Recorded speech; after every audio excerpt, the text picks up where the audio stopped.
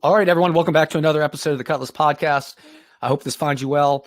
If you're a new listener, welcome. I hope that you enjoy what you hear and you find it useful in your leadership and management development efforts. There are 51 other episodes you can check out. So I encourage you to check out the Cutlass Podcast. It's on most of the podcast channels and platforms that are out there. Like it, favorite, and follow it. And welcome back to those loyal listeners that are out there or those who have subscribed. Thanks again for your support and feedback that you continue to provide as we move along and grow the channel. So, all right. So in past episodes, I have covered many different topics of interpersonal one-on-one communication. We've talked about listening skills. We've talked about oral communication and how to develop your speaking skills. I've talked about the importance of reading and writing. So I encourage you to check those episodes out. But as you move up into organizations, your communication skills will continue to broaden, and you'll have to look at communication skills and communication more broadly and organizationally. So things are going to change. And I thought it would be a great topic to talk about that. Number one, for younger listeners to understand that, hey, start thinking about those things different. But for our older listeners or more experienced ones that may be in these positions, maybe plant some seeds of how they can think about their role in strategic communication and how they can use those things. So with me to discuss this today, I'm welcoming back retired Sergeant Major now, Scott Stalker. Scott served over 30 years in the Marine Corps, a variety of leadership positions, culminating with two, the senior enlisted leader for both cyber and space commands. And he's now founder of Stalker Solutions. He's on several boards, advisory and regular boards, and he's a senior fellow for the National Defense University. So with this experience base and what he's done and kind of our relationship together and conversations we've had, I thought he'd be a perfect person to bring on for this discussion. So Scott, welcome back. How are things been with you? Hey, good to have you back. Good to be back, Paul. Thank you. It's been great. I retired on the 7th of August. And since that point, it's been 100 miles an hour. We took some time off as a family to go see some things. And then I started my own company. As you mentioned, retiring 31 years, culminating as a master gunnery sergeant there, and just love what I did, where I was at. And we settled here in North Carolina. And now, while I keep track of what's going on, worldly affairs, and I'm mindful of everything, really now everything is about business and things that I'm doing here as a business owner and a consultant or a senior fellow with the National Defense University. So I'm still figuring out this whole retirement thing. I still lean on you and others to tell me how it goes.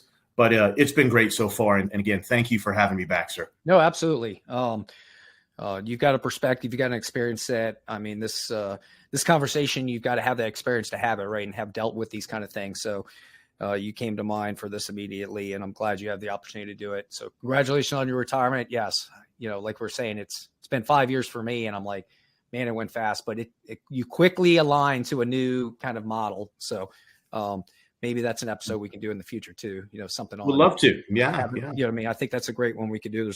I think there's a big appetite for that kind of content out there. So, all right. So it's the unknown, right? Yeah, absolutely. Anything that's unknown, I want to talk to someone who's been there and done that. And so the reason I come to you for the unknown is because I trust you. Yeah. And I know you've gone through it, and we have similar career tracks there in the naval service and understanding things. And you're someone I admired, obviously, in service too. So that when you can get someone you trust who's crossed the unknown, I want to hear what they have to say about it. Absolutely. And just because service stops, I'm telling you, I don't do any of this to get rich. I want to give back, right? So we've learned a lot. I've written books and done those kind of things, but I think this is a great way to pass on knowledge and experience. Human societies have done that forever. So I think that's a huge part of it, the ability to give back and make it easier for other people to succeed if they're willing to take on the advice and the learning that we've gotten. So, all right. So let's talk about communication and how it changes as you move up. Obviously we all started tactical, and like we put, and I want to remind listeners, we have military backgrounds, but this translates to civilian level stuff too, right? So as you move up in civilian corporations or businesses, this model applies, right? So how does communication change from your perspective as you move up, and why does it change? I think people need to realize what communication first is. And I know that sounds simplistic and I'm dodging what you're asking for, but ultimately 80% of communication is nonverbal.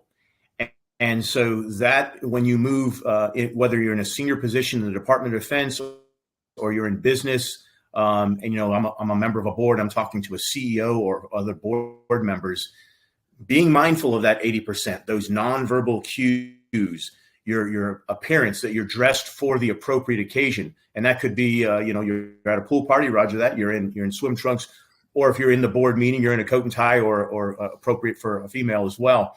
And so being mindful of those nonverbal cues, being attentive, looking someone in the eye, having the right body language, all those little things lead into that final 20% when you're being articulate and you're speaking and you're using words and that sort of thing. But having the energy is critical to that. So when I left the military, which was something I know a lot about, and I understand being a Marine and a senior enlisted leader, and then I went up and got into business. The first thing I spent time on was learning that tactical, the daily employees kind of what they do in their role and what the company does, so that when I sit in the board meetings, I can provide context to the CEO, to the senior vice president, whatever, because we're now talking at that strategic level. But if you don't have the tactical perspective in the lower level context, it's hard to give advice on certain things. You got to understand the environment. But that environment could be the financial environment. It could be the physical environment. All of those, it could be the competition as well. But you got to really understand all of that so that when you do communicate, you do it effectively. Understanding, again, nonverbal cues, how you're being perceived, how people see you. And then that last 20% is actually what you say. And how you say it could be in an email and making sure that that is professionally well written, or it could be, how we're speaking right now. And then I would also offer the one thing that's slightly different, at least my time so far, in my experience so far, is there's not a whole lot of rank out here. It's good morning, Paul. When I talk to CEOs who have been seniors, one of them is a retired 3-star. He's like, hey, first name is this. And it's just that, and that's where we go with it. And we're just respectful in that way. So you just have to get comfortable speaking to individuals. And first name, if you read a lot of business books out there, one of my favorite talks about how the most powerful thing you can say to anyone is their first name. Yep. And that power of the first name is incredibly important in remembering that. Yeah, absolutely. And then I think, as you move up, you think of organization, right? So I think, when you're starting at smaller levels in the organization, there's a lot of interpersonal communication, right? So one-on-one with small teams, talking about day-to-day kind of stuff.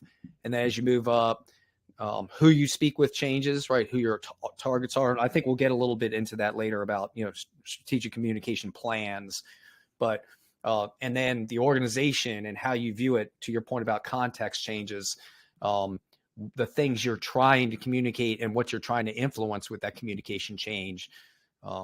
Teams become geographically dispersed. So as you move up, you might be in the headquarters of a military command or the executive offices of a big company, but your teams are dispersed perhaps around the state, the country, or even the globe. So now distance becomes a factor that factors into it as well. So, and then you'll hear about strategic communication. So I think I want to pause and talk about that a little bit, because that word strategy, I think people make it more than it needs to be, right? So I wrote down strategic, right? When we think strategic communication. So when you're being strategic, that's your organizational plan of action to achieve a goal under conditions of uncertainty.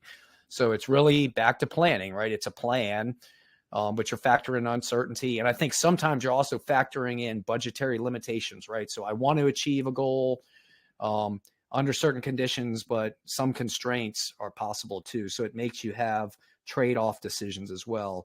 So when you hear strategic communication, what does that mean to you? And how do you think that differs from one-on-one interpersonal communication? Yeah, I think that's the key to all all of this here. And this is where I've found in uniform, you have good senior enlisted leaders or commanders, but I'm also seeing it in business now as well. So you touched on it, strategic communications is an end state. There's a goal there where the best, whether you're a senior enlisted leader, a commander, a business person or whatever, I have found those that strategically communicate the best are able to do that by anticipating. And what I mean by that is I know what the company's goals are. And I don't need the boss telling me every day, I want to be what I call a fire and forget weapon. So I understand what we're trying to achieve. We want to double in size. We want to win that contract, whatever the case may be. And I tell everyone, let's win every single thing we do. Let's win the handshake. Let's win the email. Let's win the conversation. Let's win the professionalism and focus on the process, understanding the strategic goal we're trying to achieve.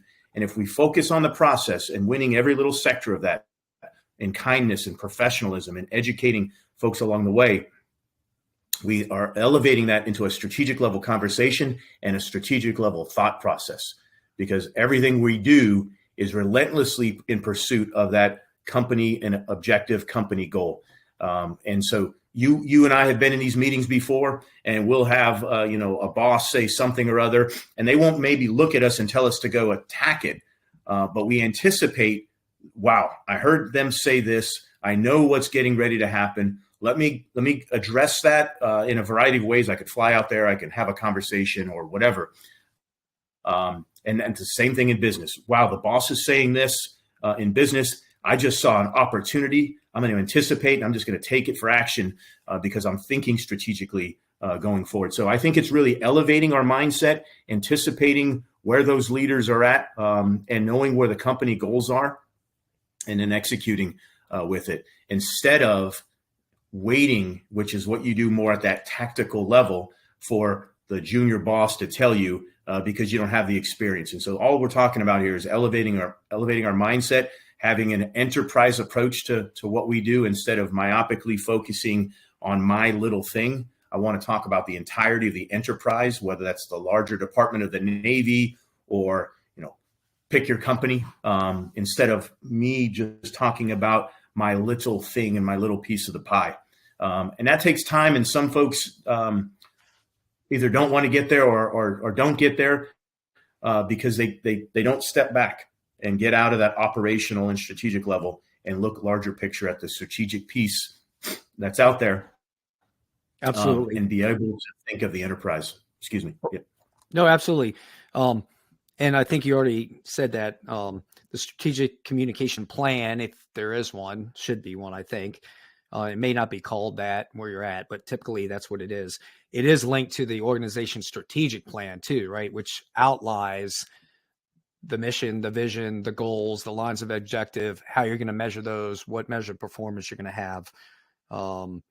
So let's, and then, hopefully you've got a strategic communication plan. I think it's a management, there's leadership in it, but like I've talked in other episodes, this is management too, right? You have to plan it. You have to organize your resources. You have to execute the plan, and then you got to follow up, right? You got to measure it and adjust as you need to. So you are in the management process when you're executing this strategic plan.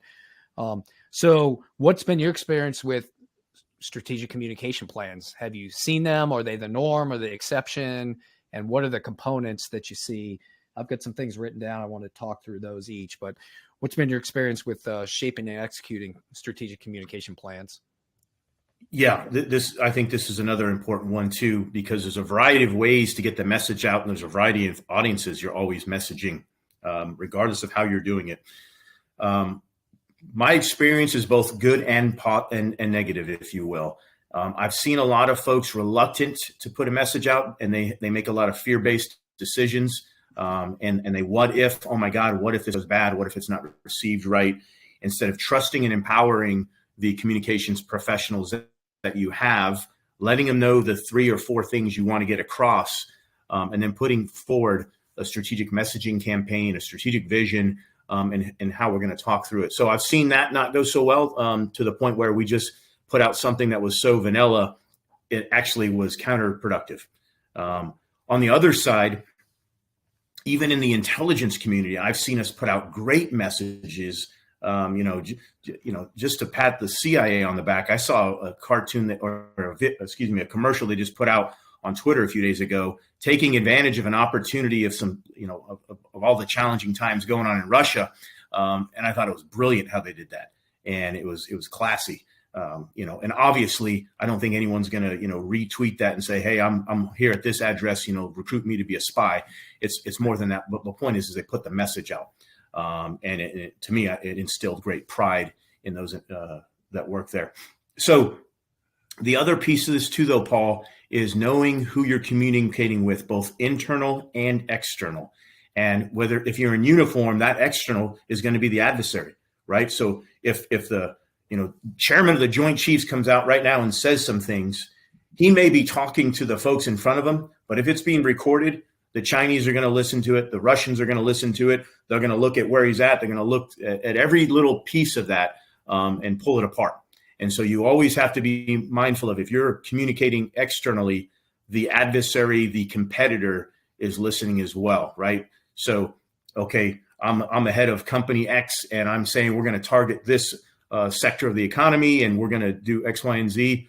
All my competition is hearing that. They're seeing how they can beat me to it, and so on and so forth. So there's a need to communicate as a leader, to inspire your teammates, to educate and inform your teammates. And if you can keep that in the house, then there's, you can say certain things. But if it's going to go external as well, you have to be aware of who is hearing this and how they can perceive that as well. So it's just, it's a lot to it. But that strategic communications message you talked about, I've had 2 conversations with separate companies since I've been retired about the importance of doing that. And I'm working with them to do that. And, using social media, using YouTube, using websites, podcasts, all those things. Yep. I mean, today on your phone, you have your own television channel and you can put things out. Try to do that in a strategic way and in an educated and informed way to get across the message you're trying to get out to everybody. Yeah, I think the Planchet outline, again, I'm going to break down some of these, gets into the fundamental, like who, what, when, where, why kind of messaging. Like, who do you want to talk about? What do I want to say? What am I trying to achieve? So the first thing, to your point, target audience, primary, you have a primary audience, and then the secondary audience is the one you're talking about. Or, there may be an intended secondary audience, but there may be an unintended audience that's out there as well. So to your point, that's something to consider with that. And then I think when you talk about, I've always heard that, and you've heard this too, right? My up and out messaging and my down and in messaging, right? So I have, typically if I have a vision to move something, or I have a broader initiative or a policy I'm trying to move, there's probably the down and in messaging to my people within the company. But then there's also an up and out message audience that I want to highlight, who can, I want to socialize. Hey, look at what we're doing, right? Kind of like brand recognition kind of messaging that you do. So again, that's the first thing you got to take time to think about, just like with interpersonal communication, right? If you're doing a public speech, who's my audience? What are they about? Kind of thing. You brought this up already, the second component, context. Why does context matter? And what does that mean in when you're talking strategic communication plan? Well, I think, whether Simon Sinek is saying start with why, or we're saying, the importance of context, what you're giving folks is purpose. You're letting them know the larger strategic message, why we're doing this. Why do I need my employees on this VTC at 8 a.m. in the morning? Why do I need them all in the office on this day? Why do I need us stopping work here and picking up work here? It's context. And if you don't fill that void, it gets filled with rumors. It gets filled with, a second line leader who may not have all that context, trying to fill that in. And so you're putting that second line leader in a bad place. I think context is incredibly important. What I have also found, though, is no matter how often you communicate and how effectively communicate, you can do a daily all hands, a podcast, an email. There's still going to be some that don't get it for whatever reason, or aren't paying attention to that. They just know their little area. And so as long as you're communicating that out and the leadership understands the greater context, they know why how their piece of the pie fits in. And I just think, if you don't have that context and you don't have all the folks rowing in the same direction, and at least they understand why they're doing that, there's going to be problems and challenges down at the lower level. That's where lack of context is felt the most. When those leaders down at the lowest level don't understand why they're doing some things, why not round the corner? Why not, use a little less torque on that wrench or whatever, because they don't see where it fits into the bigger picture and how all of their actions contribute to greater profit for the company, to greater morale for the company, for an opportunity to be a more lethal unit if you're in the Department of Defense, whatever the case may be. So context is critical. And I think without it, what you're going to see is a company that's the next Circuit City, the next Blockbuster, because they're just doing things because that's how it's always been done, instead of pivoting and evolving with the times and where the market's taking you. And so you can be relevant in the future. Yeah.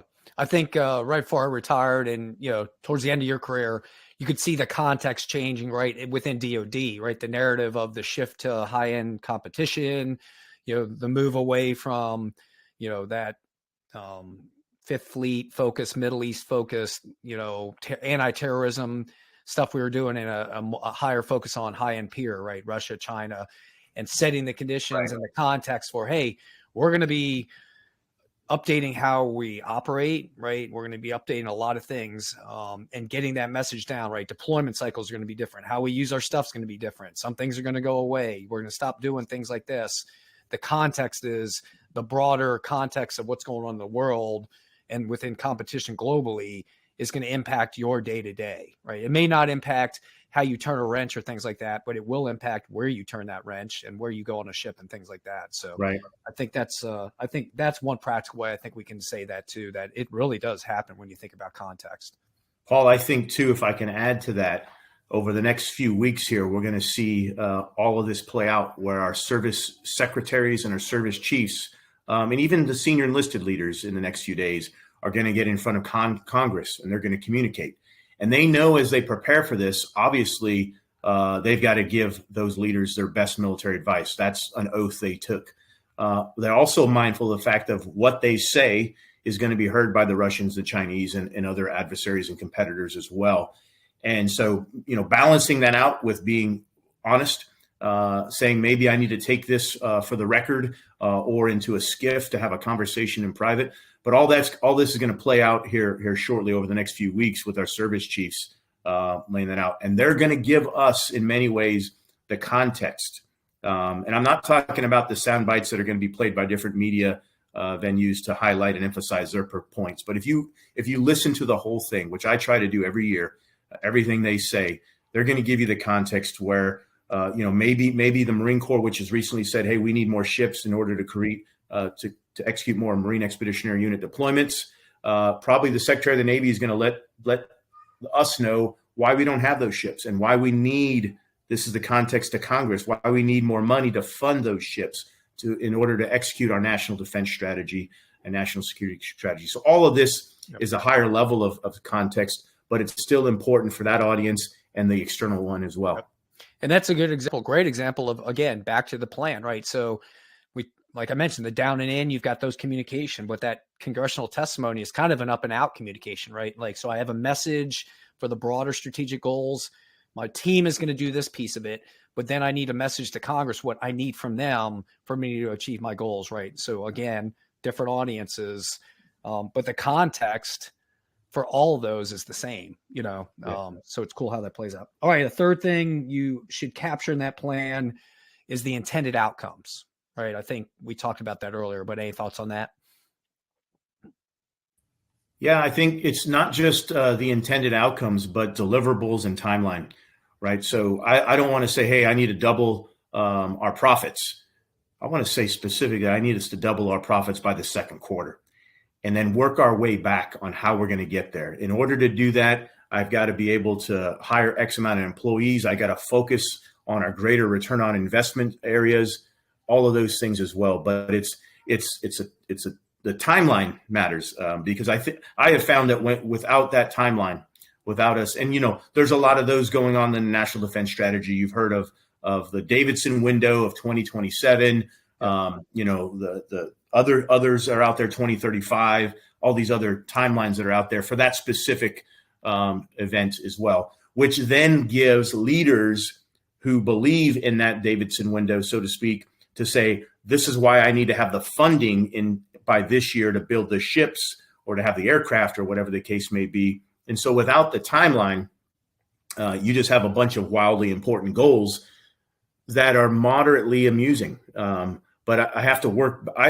Me personally, everything I do is I'll set those goals and I work myself backwards on a timeline.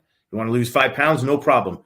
Probably can't do it today, but give me a few days and I'll work backwards and I can get there. So I think the timeline matched with that strategic communications, matched with the deliverables and the goals, you put that together and then you communicate that with your leaders, whether they're commanders and chiefs or vice presidents, whatever the case may be.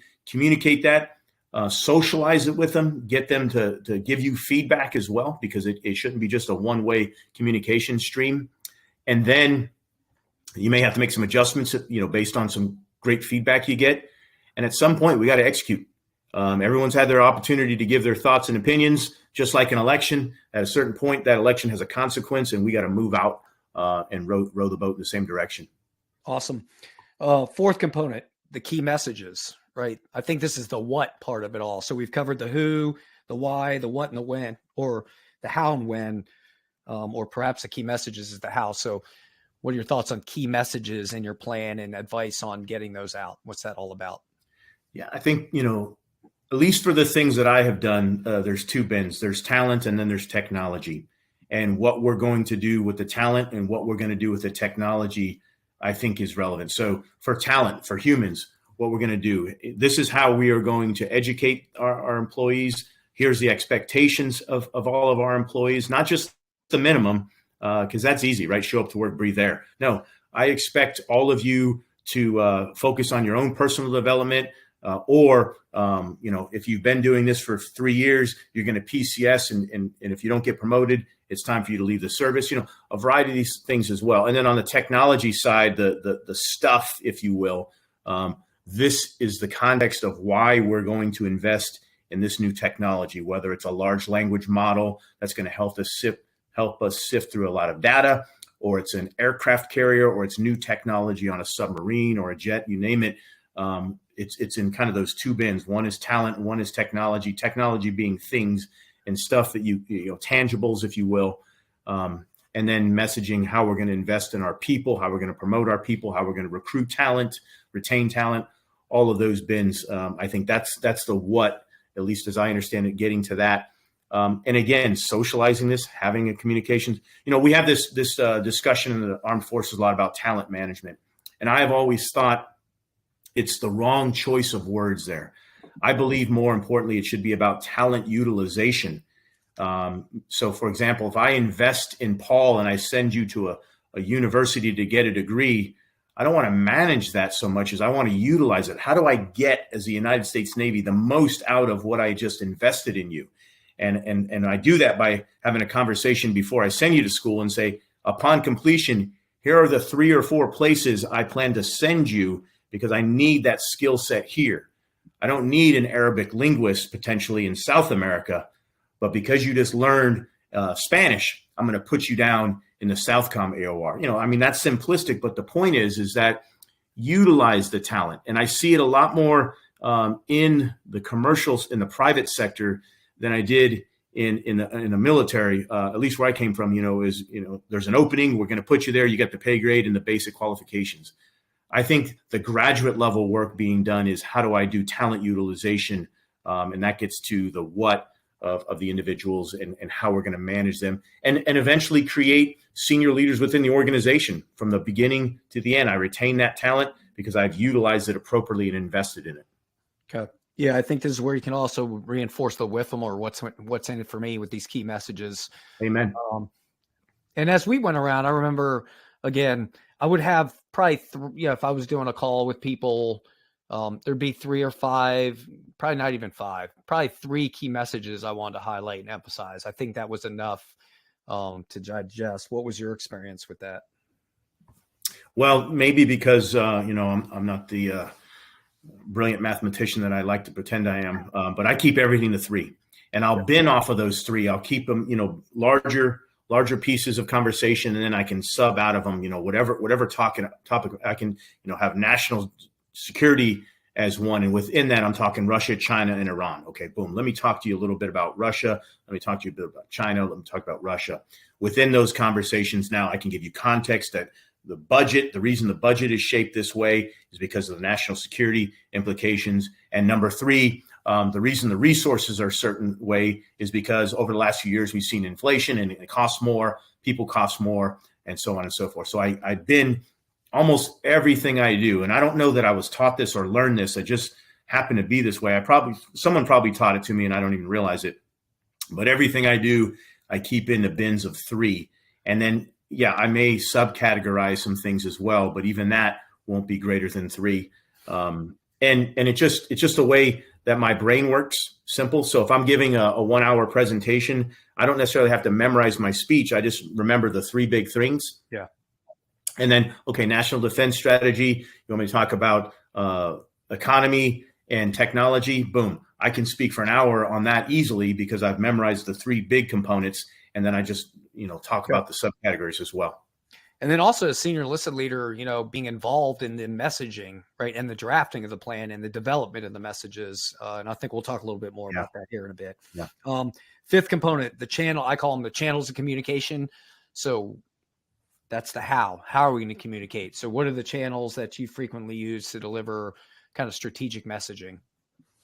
Well, you certainly have your trusted advisors and your trusted teammates, and that could be what we'll refer to in the Marine Corps and others is, that command team. And they're going to put the message out. And while they are trusted advisors, there are times, and there's a reason why Congress wants to hear from the senior enlisted leaders, just like, folks in other units may not always want to hear it from the commanding general or the commandant. They may want to hear it from their platoon sergeant or the lieutenant, because they've got that relationship, very, very close relationship. So it's trusted advisors, and then, middle management, lower management as well. And then there's means of how you're going to do this.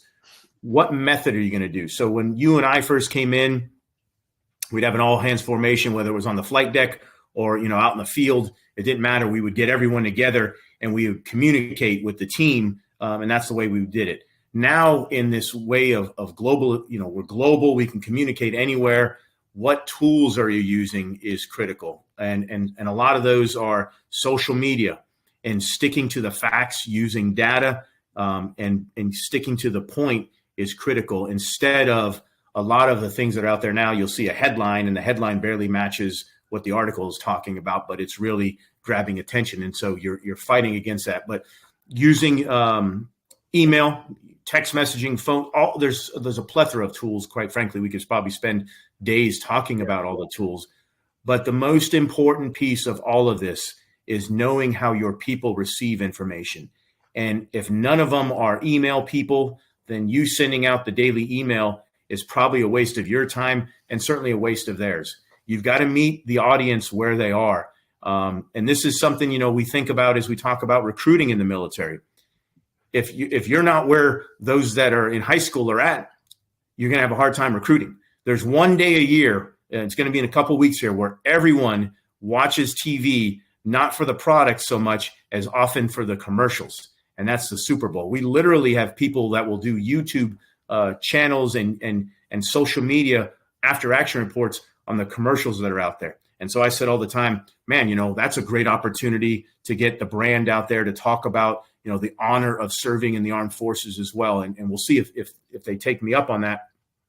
But the point is know where the audience is, meet them there, effectively communicate in the arena they're at if you're hoping to get your message across. Yeah. And I think you find these days, at least I have. So, I've served in some, like I was the president for the Non-Commissioned Officers Association for 3 years. And then you're talking about an age, demographic from 80s down to, new people. So we found there was an appetite still for paper kind of stuff, but I know if I'm going to, reach out to millennial Gen Z, I've got to be on social, right? I've got to have social media, and not just Facebook, because that's very age related, right? So, Right.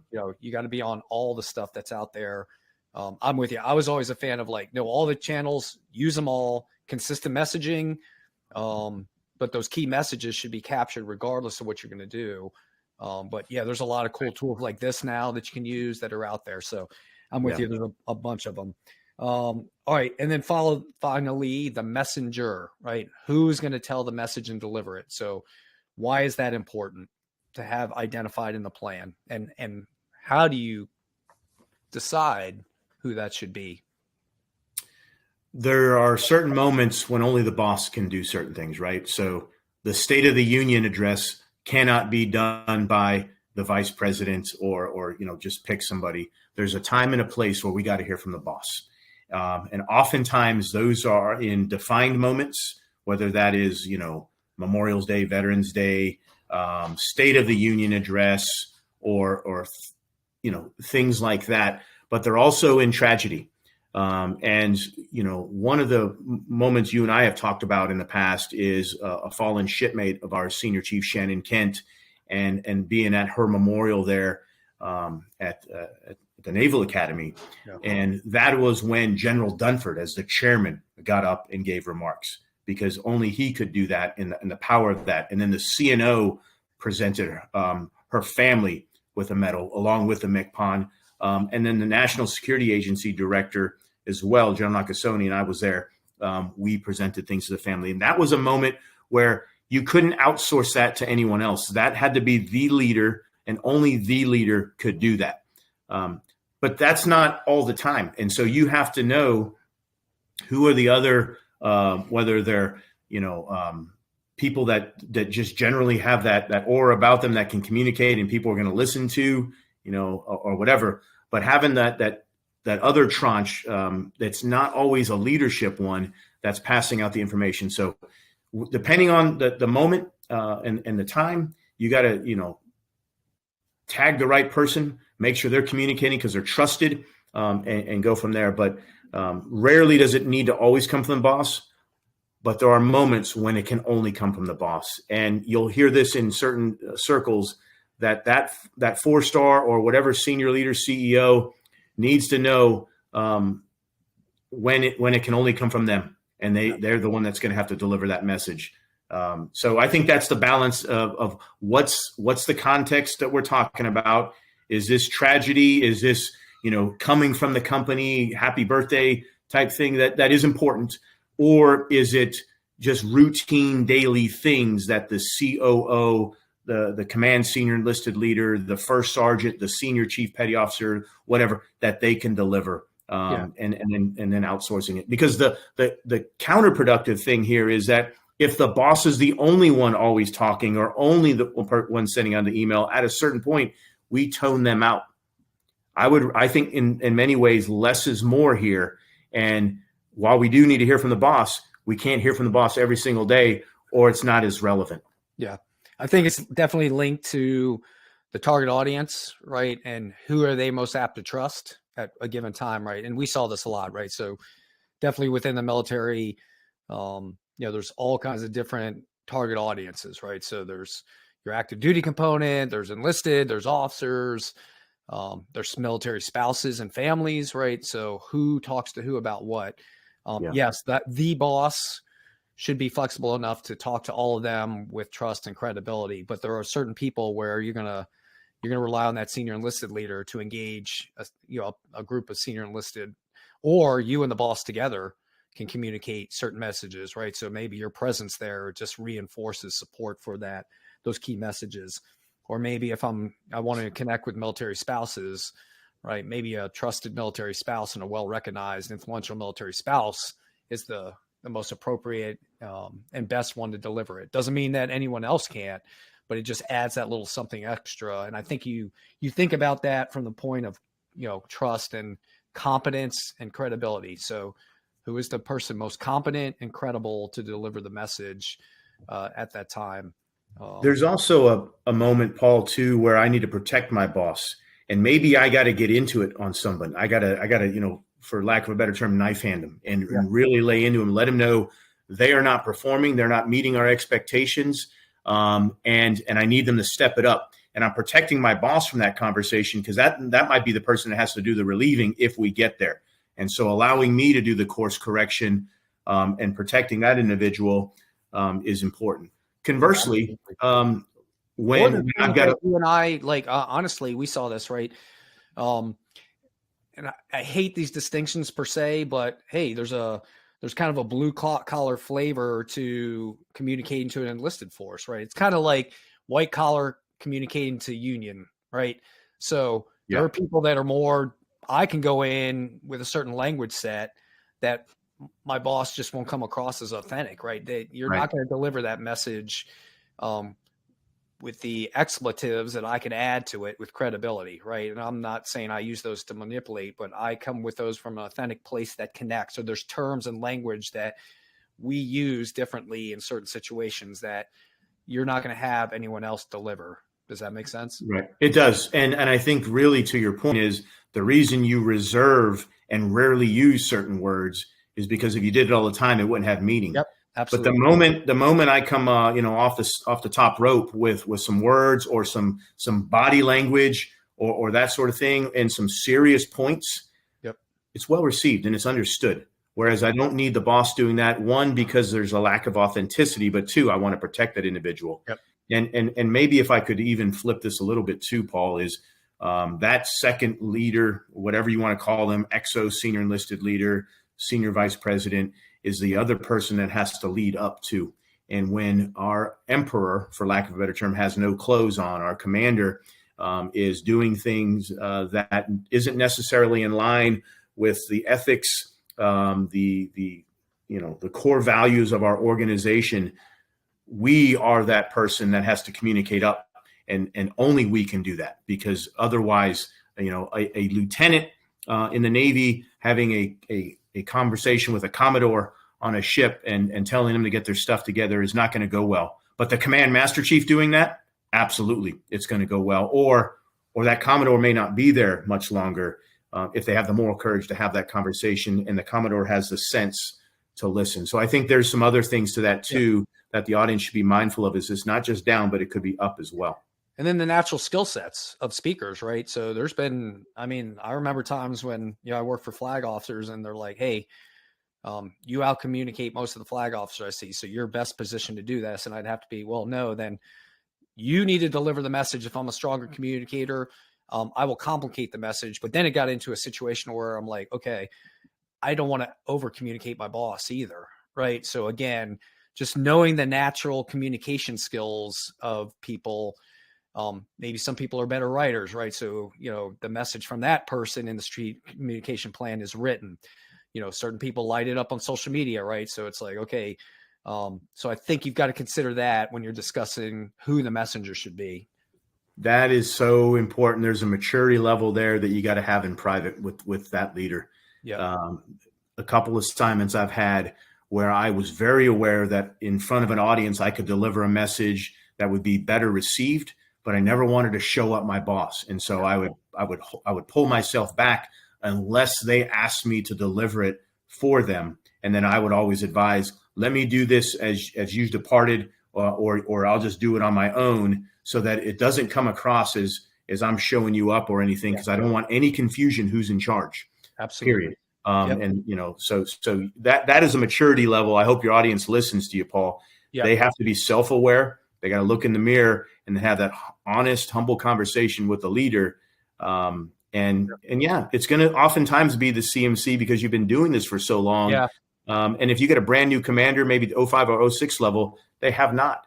All right. And so this is not about who's a better individual, but who's got more sets and reps at doing this, and how do you as a command team affect change collectively together. Yep. And it's just a comfort, it's never done. Normally, these, like when I got those call outs, it wasn't like I deliberately did that. I just had a natural propensity to be able to communicate those ways in a way that people recognize. In some cases, I didn't even recognize them myself. So once I knew about that, I'm like, okay, again, it was a maturity to be able to recognize, okay, I'm a very strong messenger. I recognize my boss, or maybe not even my boss, but the intended messenger of this isn't a strong communicator. So it's a delicate balance there that people got to consider. And hopefully we've explained that enough at that point. Yeah. Well, let me tell you something, Paul. You're a very effective communicator and extraordinary at it. Multiple times published guy. So I'm not surprised at that. Maybe I'm only surprised that you didn't realize it. But yeah. Yeah. But I think the one thing I would pull out of this if I was the audience is the maturity to have that conversation in private to really get after it. Yep. Yep. And I even see it civilian sector in my current job with Blue Cross Blue Shield Association. There's the opportunity. I don't do, big speeches or anything like that, but there's been an opportunity to, like when we do Community Impact Day and doing interviews with different people, I'm very comfortable in the space. So you see a lot of people, again, are comfortable with communicating using these tools or public speaking. So again, knowing the messenger and knowing what their comfort level and their competence is a key part. That's the point. All right. The other point, it's not going to be captured in the plan necessarily. I think it should be, but you got to talk about, anytime you talk about communication, sender, receiver, feedback loop, there's noise and barriers. So what are some of the noise and barriers to strategic kind of communication at higher levels? One-on-one, it could be like, okay, it's not just my personal skill delivery, my ability to deliver a message, but it could be, hey, we're on the flight deck, so I've got noise in the background, physical kind of barriers. Once you move up organizationally, there's other barriers to consider. What are some of the ones you've run into or had to advise people on? Well, let's take what's currently going on in the world today as I don't want to minimize it by using the word noise. I'm just going to, you mentioned it. But we have for years now talked about pivoting to the Pacific, about really going all in on the great power competition and being mindful of our pacing threat, which is China, and our national security strategy, our national defense strategy, all has us focused there. And so the secretary has told the service chiefs and the services and the combatant commands, we're all over there. However, Central Command and global peace is not broken out in the Middle East. And so while those strategies come out, the noise I would often hear would be from a lot of people that have been doing this a long time, either in uniform or civilians that are professionals. And they would often say, that's great, we want to focus there, but this is going to happen here and we better be ready, and so on and so forth. And that doesn't mean they're wrong. But at the end of the day, what our leadership is saying is we've got to focus over here. We'll react. And maybe we should plan a little better for those ad hoc situations. But the reality is everything we're doing for the long-term threat and for the long-term challenges, building a joint force prepared to take on great power competition against China, Russia, and so on and so forth, knowing that force would be able to execute operations there. So I think that's some of the things, you find this a lot, and you can pick other subjects as well, but you'll find this for people that have been in one place for too long often. And so they'll talk about, back in my day, or they're, the good old boy network or whatever the case may be. And they can't get past the fact that technology has evolved. The adversary has evolved. The financial sector, global financial sector has evolved. Diplomacy has evolved. I mean, we see that continuing to be challenged. And so while the enemy always gets a vote, I think that is often in the department where that noise is coming from, instead of saying, yes, however, our guiding documents and our national level leadership has said, this is where we got to focus and we got to move out. And go after it. So I think that's just one example of recent ones that, quite frankly, if we have this conversation 5 years from now, 15 years from now, probably 100 years from now, there's still going to be some things going on in the Middle East, and we got to be prepared for that, to handle that. But the greater challenge for our nation is absolutely a competition with China.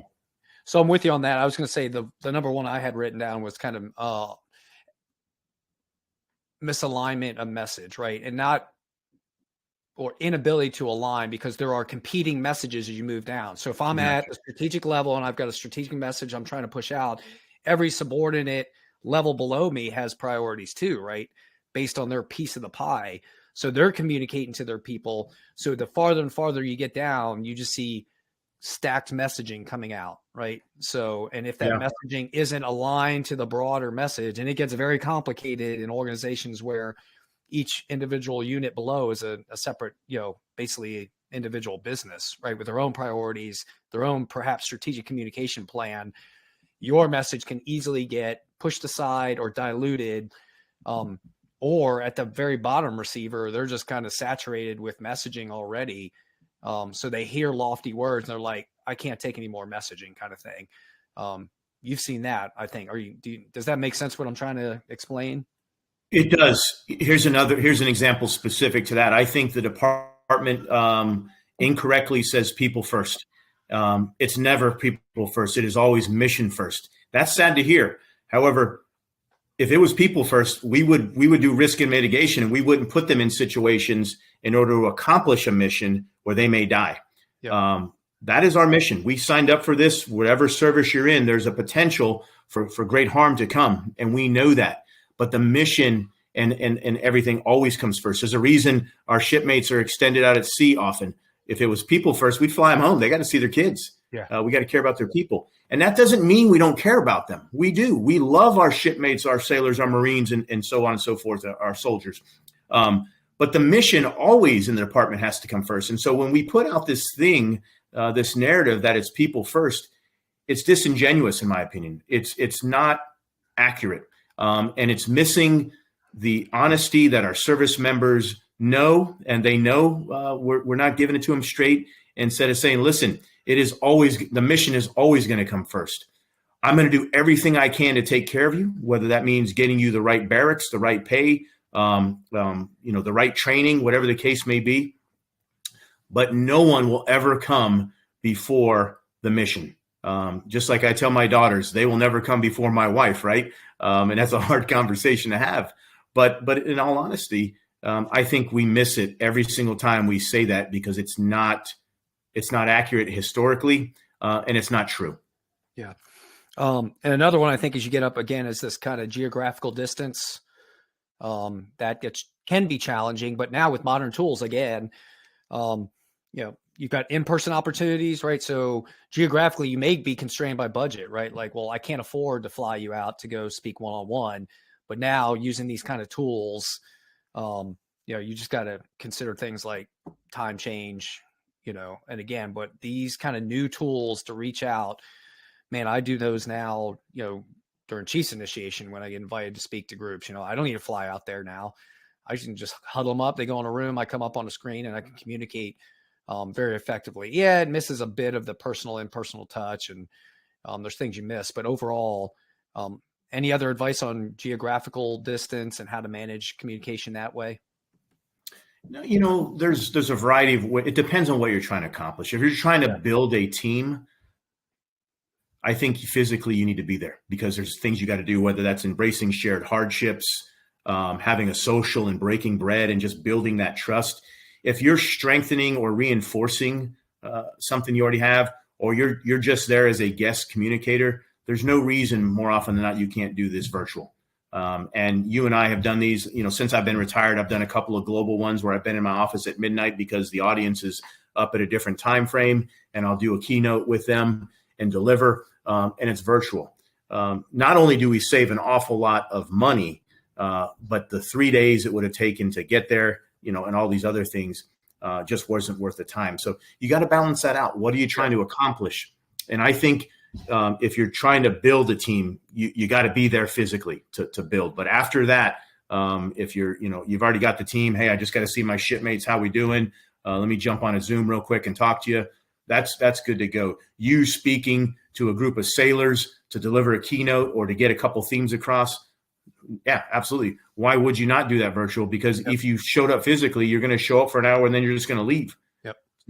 So it wouldn't even make sense now with modern technology. Absolutely. So I think you got to use the tools to the best of your ability, make smart sense of your time, and understand the objectives you're trying to accomplish, and then use the tool necessary to achieve that objective. Yeah. And back to the plan, right? So many times you'll see, in particular with senior enlisted leaders and positions where they're traveling around, right? So it's great to go be able to travel or whatever, but what's the purpose? Is it tied to the plan, or not even the plan?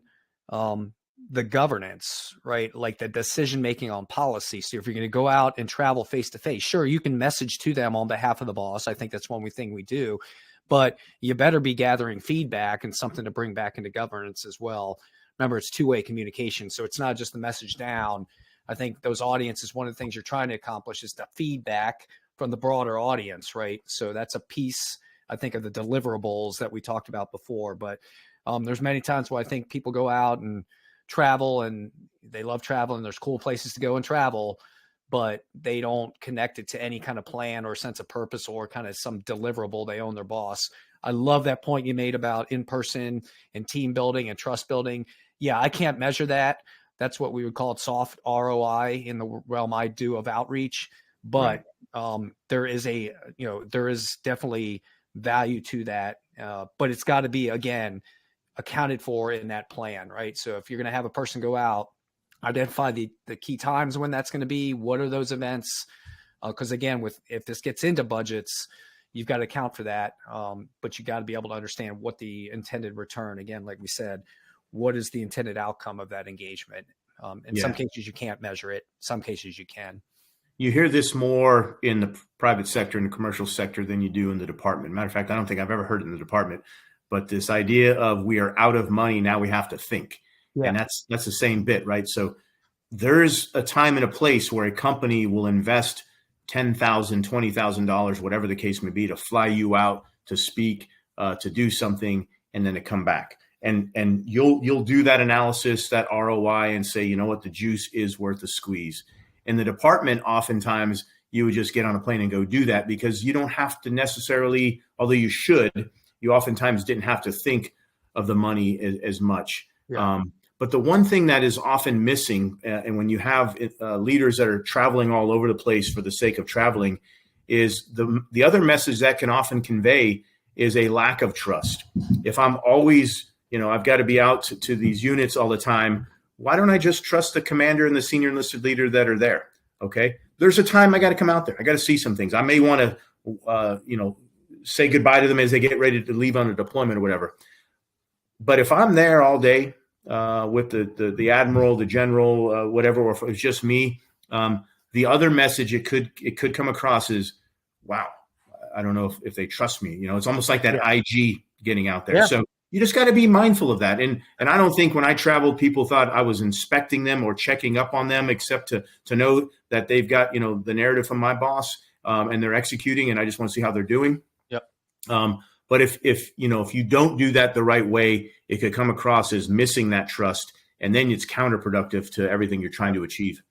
Absolutely. And I think that's a future episode too, particularly for senior enlisted leaders, and senior officers too, or staffs that travel around. Is like, it's not just when you go out there, hey, how do you do battlefield circulation? How do you make the most effective use of it and get the biggest ROI? What are the things you can do, or what are the things we advise you not to do? So I'll write that down as a topic. All right.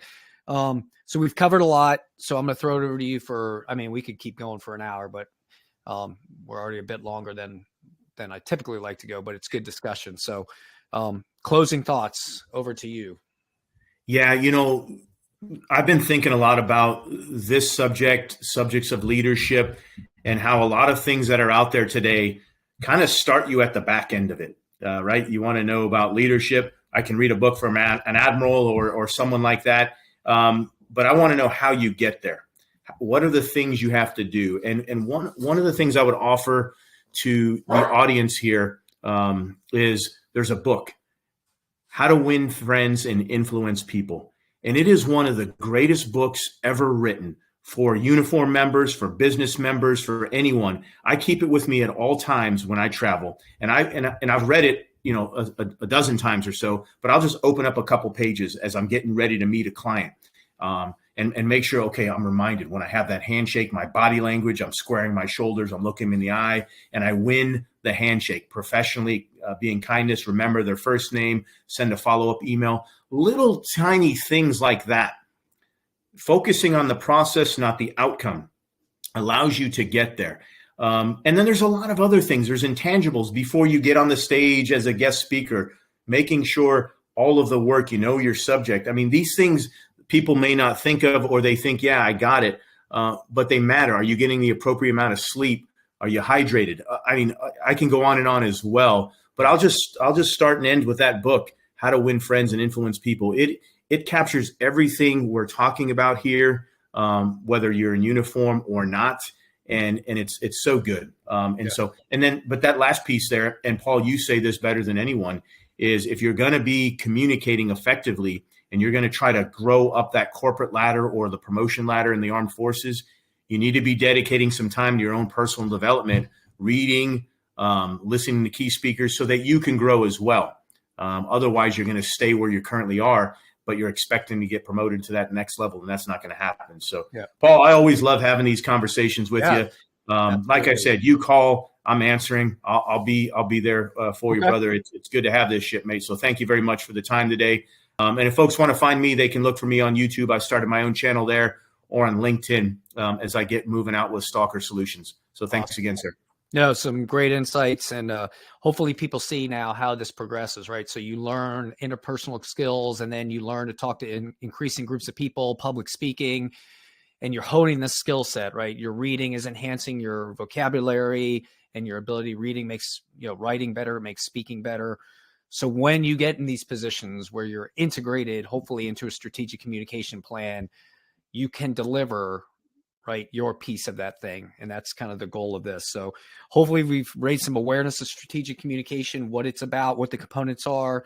I'd encourage you, if you're in these positions, a couple things. So number one, have you reviewed your organization's strategic plan, and do you understand your role in it? Is your role even identified? If you are a senior enlisted leader on a flag staff or something else, do you have a targeted audience? Do you have a role? Do you have your specific messages that are aligned with the broader messages? And what are the channels that you can communicate at? And when you do go out and travel to engage geographically, what is the message you're going to deliver? Who are you going to deliver it to? And what are you going to bring back to the headquarters? Number two, I just touched on this, but if you're in a role that requires you to travel, engage with a geographically dispersed audience, are you engaging with a purpose that ties back to your organization's strategic comm plan or management governance? And number three, how well are you using all the channels of communication available to you and your staff to communicate with a broad and dispersed audience? And where can you and your staff improve? And what channels of communication can you better utilize? So hopefully we've given you some time to really reflect on that. Scott, thanks again. I will take you up on that offer. There's a ton of topics we can continue to cover, but good luck to you. And I'm sure we'll be in touch more. Everyone, that'll do it for this episode of the Cutlass Podcast. To learn about this topic and more, make sure to check out the Chief Petty Officer's Guide or the Petty Officer's Guide now that's out there through U.S. Naval Institute. You can find those on their Books and Press tab. If you like what you hear, subscribe to the Cutlass Podcast on your podcast channel. Like, share, offer me feedback, and help spread the content to those who can use it to improve. You can also check out my YouTube channel. I've got one too, although I kind of haven't been doing too much content. There's about 11 videos there. It's called Paul's Cutlass Classroom. But with these videos now, hopefully I can add to that. As always, this is Paul Kingsbury. Work to keep that leadership cutlass sharp, and then take what you learn to go out and build great teams and make a positive difference in the lives of others. Until the next episode, good luck to you.